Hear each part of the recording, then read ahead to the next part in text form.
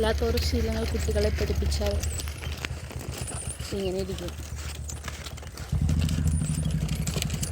Round അടിച്ചിട്ട് വരാം. വേറെ വഴിയില്ല ഗൈസ്. കരയിപ്പിക്കാണ്ട് നമുക്ക് കോളേജിൽ പോകണമെങ്കിൽ ഇങ്ങനെ പലതും ചെയ്ത് കൊടുക്കേണ്ടി വരും നമ്മൾ.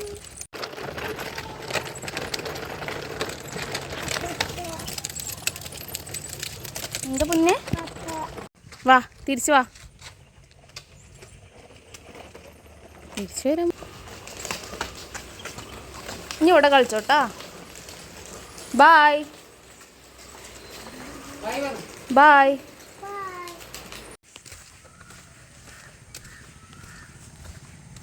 ഇപ്പം ഇൻ്റർണൽ എക്സാമും സർജറിയും ഒക്കെ കഴിഞ്ഞിട്ട് നമ്മൾ ഇന്നാണ് പോകുന്നത്. ഗുണ്ടും വെച്ചിട്ട് നമ്മൾ പോവുകയാണ് ഗൈസ്.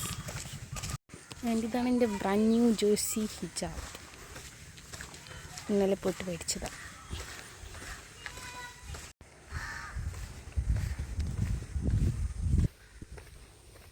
വീഡിയോന്നുമില്ല, ചെറിയ ഭയം.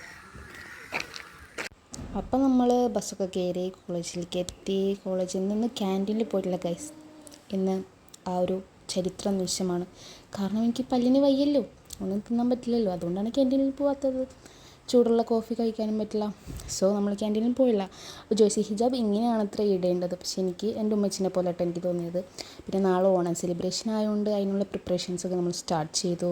മൈലാഞ്ചി ഒക്കെ ഇടാൻ വേണ്ടിയിട്ട് നമ്മൾ പി സ്ക്വയറിൽ വന്നിരുന്നത് കേട്ടോ. അപ്പോഴാണ് ഫസ്റ്റ് ഇയേഴ്സിനും സെക്കൻഡ് ഇയേഴ്സിനും എന്തോ ഒരു സ്പിരിച്വൽ ക്ലബിൻ്റെ പരിപാടിയാണ്.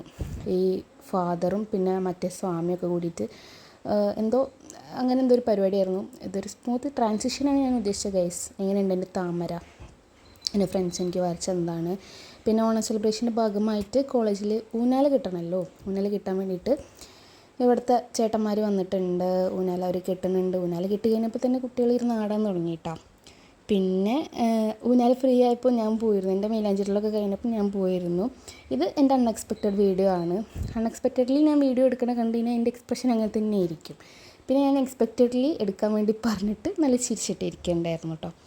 അത് കഴിഞ്ഞ് പിന്നെ നെയിം റിവ്യൂലും അതുപോലെ ഒരു ഫ്ലാഷ് മോബൊക്കെ ഉണ്ടെന്ന് പറഞ്ഞിട്ട് നമ്മൾ വെയിറ്റ് ചെയ്യായിരുന്നു കേട്ടോ. എല്ലാവരും വെയിറ്റ് ചെയ്യായിരുന്നു.